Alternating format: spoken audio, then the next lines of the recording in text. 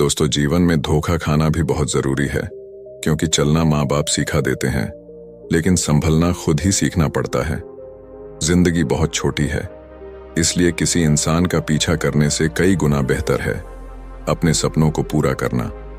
जिंदगी हंसते रहो, इसलिए नहीं कि आपके पास हंसने का कारण है, इसलिए क्योंकि दुनिया को रत्ती भर फर्क नहीं पड़ता आपके आंसुओं से।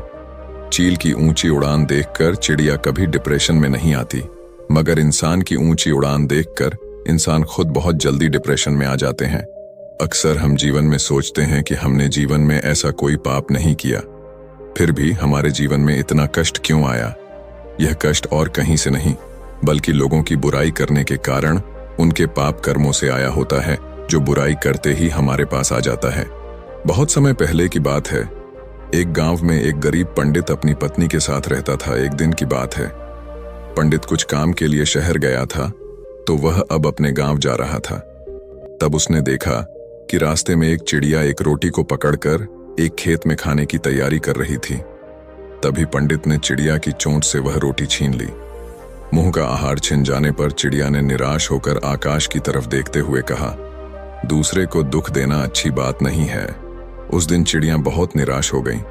बाद में चिड़िया जब रोटी के बारे में सोचती तो पंडित को श्राप देते हुए कहती है, जिस तरह तुमने मुझे निराश किया, तुम भी उसी तरह एक दिन निराश होगा। रोटी के बारे में सोचते सोचते चिड़िया ने कुछ दिनों तक कुछ नहीं खाया और भूख के वह मर गई, जबकि पंडित वह रोटी को अपने घर ले गया और खुशी के साथ रोटी को खा लिया। कुछ दिनों के बाद पंडित के घर एक पुत्र का जन्म हुआ। लड़का देखने में इतना सुंदर था कि जो भी उसे देखता अपने हाथ में उठा लेता था। माँ बाप उसे देखकर भूख प्यास भूल जाते। धीरे धीरे लड़का बड़ा हो गया। रूप गुण से भरपूर लड़के को देखकर माँ बाप की खुशी का कोई ठिकाना नहीं था।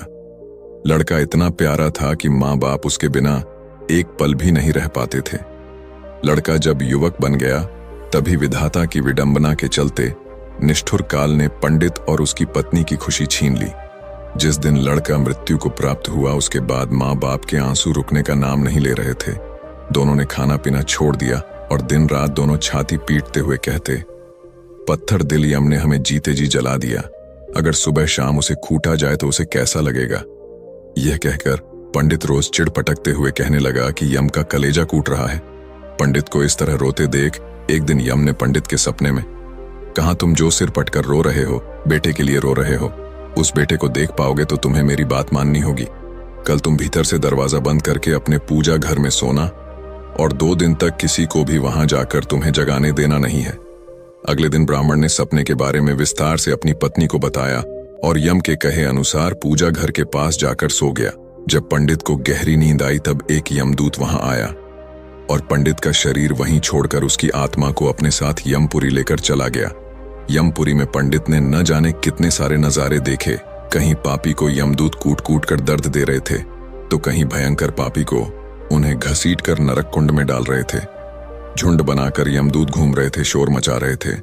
इस तरह जगह जगह अजीब अजीब मंजर देखकर पंडित के होशों उड़ गए और डर के मारे वह कांपने लगा। यमदूत उसे यमराज के पास लेकर आया। डर के मारे थर थर कांप रहे पंडित को देखकर यमराज ने उससे कहा, पुजारी डरो मत, तुम्हें यहाँ कुछ नहीं होगो। जरा तुम उन नौजवानों की तरफ देखो, क्या उनमें से कोई तुम्हारा बेटा भी है। पंडित ने उन नौजवानों तरफ देखा तो अपने बेटे को मौजूद पाया। बेटे को देखकर पंडित ने खुश होकर यमराज से कहा, जी महाराज, वह मेरा बेटा है। पंडित का जवाब सुनकर यमराज ने कहा, उसे यहां बुलाओ, अगर ना आए तो वहां जाकर बुला लाओ। पंडित ने अपने बेटे को पुकारा, मगर वह नहीं आया। तब उसके पास जाकर बोला, मेरे बच्चे, मैं आया हूं, तुम मेरे साथ चलो। पंडित ने 2-3 बार इस तरह कहा, मगर बेटे ने उसकी तरफ देखा ही नहीं। तब उसका हाथ पकड़कर पंडित ने कहा, मेरे बच्चे, इधर देखो तो मैं हूं तुम्हारा पिता। यह सुनकर बेटे ने बाप की तरफ देखकर चिल्लाकर कहा, तुम मुझे बेटा क्यों कह रहे हो? मैं तुम्हारा बेटा नहीं हूं। कभी तुमने चिड़िया को तकलीफ पहुंचाकर उसके मुंह का खाना छीन लिया था। उसी का बदला लेने के लिए मैं तुम्हारा बेटा बनकर तुम्हारे घर पर जन्म लिया था।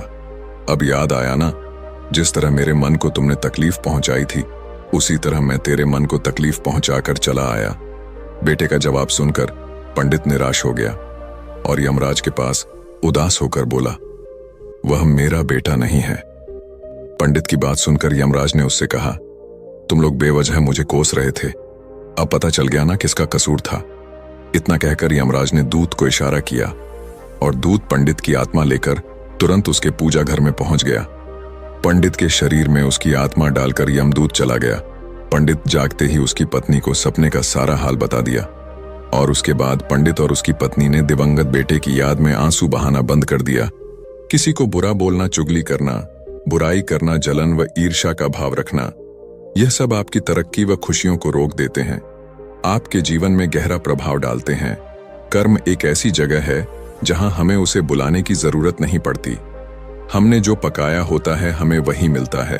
कर्म आखिरकार सामने आता है, जैसा बोओगे वैसा ही काटोगे, जल्द ही या बाद में। एक गांव में दो कुत्ते रहते थे। दोनों आपस में गहरे और अच्छे मित्र थे। साथ साथ रहते और साथ सोते थे। उनमें से एक कुत्ता का काला था तो उसका नाम कालू था, दूसरा कुत्ता लाल था तो उसका नाम लालू था। एक दिन दोनों कुत्तों ने तीर्थ यात्रा करने की सोची, किंतु वे रास्ता नहीं जानते थे। दोनों ने निश्चय किया कि यात्रा शुरू तो करें, रास्ता तो अपने आप निकल आएगा। एक दिन वह दोनों एक साथ तीर्थ यात्रा पर निकल दिए। चलते चलते उन्हें एक गांव दिखा। काफी रात भी हो गई थी तो वह दोनों एक पेड़ के नीचे सो गए। थके होने के कारण उन्हें नींद आ गई। सुबह होने पर फिर अपनी यात्रा पर निकल पड़े। एक गांव पार किया। दूसरे गांव के पास पहुंचने पर उन्हें भूख लगी। वहां उन्हें 4-5 चूहे दिखाई दिए। लालू की पूंछ खड़ी हो गई। वह कालू से कहता है, क्यों गंडक जी, आप फरमाओ तो मैं इन 3-4 चूहों की चटनी बना डालूं। कालू ने गर्दन हिलाकर कहा, नहीं भाई लालू जी, हम तीर्थ यात्रा पर निकले हैं और तीर्थ यात्रा में किसी की हत्या करना पाप होता है, तो आप कोई दूसरा उपाय खोजो जिसमें कोई जीव की हत्या ना हो तथा हमें कुछ ऐसा ना खाना पड़े जिससे हमारी तीर्थ यात्रा भंग हो। दोनों कुत्ते एक सपाटे पर रुक गए। वहां पर एक मंदिर था। कुछ देर आराम करने के पश्चात दोनों ने फैसला किया कि अलग अलग दिशा की ओर चलना चाहिए। जिसको जो मिलेगा खा लेंगे। एक साथ चलते तो दोनों में से किसी का भी पेट नहीं भरेगा। कालू और कालू दोनों अलग अलग दिशा में निकल गए। जाने से पहले उन्होंने तय कर लिया कि वे वापस आकर इसी जगह पर मिलेंगे। लालू कुत्ता चलते चलते एक गांव में पहुंचा। वहां एक दयालु पंडित रहता था। वह पूजा पाठ करके भोजन करने ही जा रहा था। उसकी पत्नी ने उसके लिए भोजन थाल तैयार कर रखा था। पंडित ने भोजन को भोग लगाया ही था कि लालू कुत्ते ने झट से उसकी थाली में मुंह डाल दिया तथा एक रोटी उठाकर वहां से भाग गया और पंडित ने ईश्वर का नाम लिया और हाथ धोकर उठ गया। पंडित ने अपनी पत्नी से कहा, बेचारे ये गंडक जी भी कितने भूखे हैं, सो आप ये भोजन की थाली इन्हें ही खिला दीजिए। पंडित की पत्नी गुस्सा होकर बोली, आप ये क्या कह रहे हैं? इस गंडक जी को ये थाली, इसमें कितने अलग अलग पकवान हैं, 2 तरह की सब्जी, अचार, दही, खीर, पूरी। पंडित दया भाव से बोला, तुम ठीक कहती हो, पर ये भी भूखे हैं। आप तो ये थाली इन्हें ही दे दीजिए। सोच लो कि ये थाली इनके ही भाग्य में लिखी थी। इसके पश्चात पंडित ने लालू कुत्ते को खूब पेट भरकर भोजन करवाया। लालू ने उसे खूब दुआएं दी। उधर कालू कुत्ता एक किसान के यहां पहुंचा। किसान अपने खेत में चक्कर लगा रहा था और जंगली जानवरों को खेत से बाहर निकाल रहा था। किसान की पत्नी खाने की थाल रखकर गई थी। थाल में भिंडी की सब्जी थी और बाजरे की रोटियां थीं। खेत का काम पूरा करके वह थाल खोलकर खाना खाने को तैयार हुआ ही था कि कालू ने तुरंत ही उसके भोजन में मुंह डाला और थोड़ी सी रोटी का टुकड़ा तोड़कर भागा। किसान एकदम से गुस्से में आ गया और खड़ा उठा। उसकी आंखें अंगारों की तरह लाल हो गई। उसने अपनी लाठी उठाई गाली देते हुए। उसने लाठी से इतनी जोर से वार किया कि कुत्ते की कमर टूट गई। वह पीड़ा से चिल्लाने लगा। कमर टूट जाने के कारण वह भाग ही नहीं सकता था।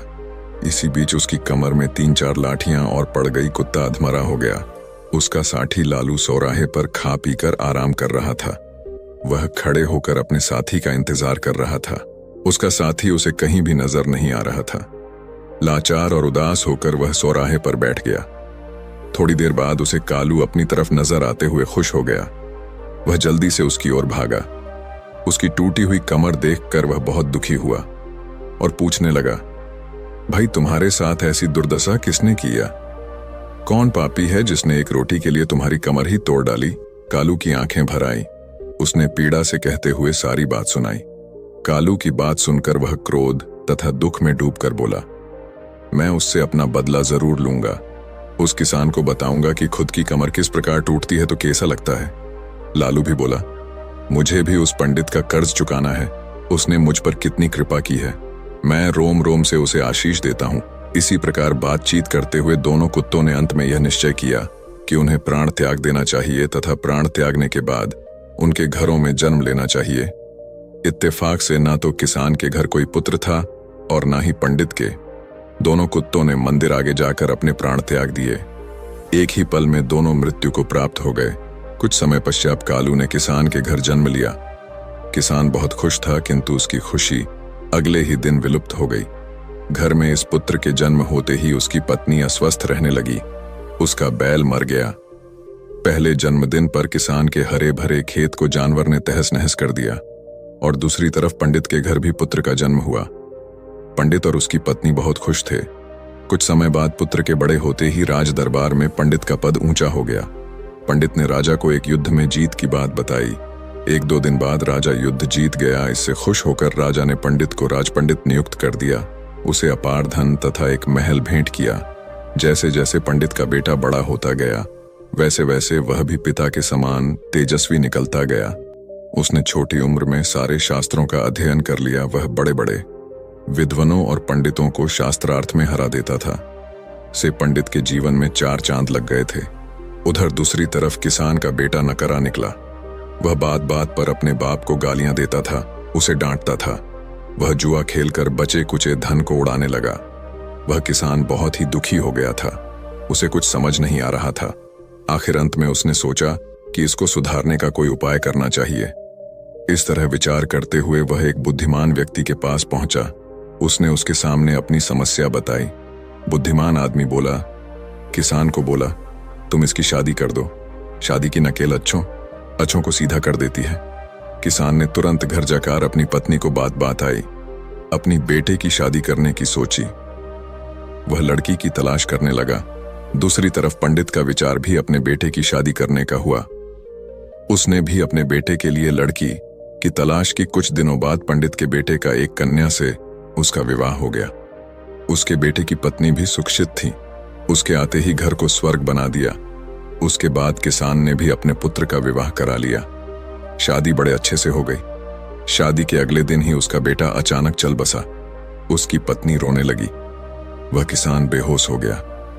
होश में आते ही वह दीवार से सिर मार मार कर रोने लगा और चिल्लाने लगा, हाय मेरा बेटा, मेरी कमर तोड़कर चला गया। पंडित का बेटा उसी गांव में कथा कह रहा था, इस संसार में जो जैसा कर्म करता है उसे वैसा ही फल प्राप्त होता है। किसी भी व्यक्ति को 2 रंगों में कर्म फल मिलता है। कर्म आखिरकार सामने आता है, जैसा बोगे वैसा ही काटोगे। जल्द ही या बाद में ब्रह्मांड आपको वो परोस देगा जिसके आप हकदार हैं। कर्म ही व्यक्ति की पहचान का मुख्य आधार होता है। आपके कर्म आपके चरित्र को परिलक्षित करते हैं। जीवन में सफलता प्राप्त करने के लिए हमें हमेशा सकारात्मक कर्म करने चाहिए, क्योंकि कर्म ही हमारे भविष्य को निर्धारित करते हैं। दोस्तों, आपने आज के इस वीडियो से क्या सीखा वह मुझे आप कमेंट में बता सकते हैं। इसी के साथ में उम्मीद है कि आपको आज की वीडियो पसंद आई होगी। तो इस वीडियो को उस इंसान को शेयर करें जिससे यह कहानी सुनने की जरूरत है, और उसी के ठीक बाद चैनल को सब्सक्राइब करें। तो चलिए फिर मिलते हैं ऐसी एक और नई वीडियो में एक नए मैसेज के साथ। तब तक के लिए अपना ख्याल रखें। धन्यवाद और नमो बुद्धाय।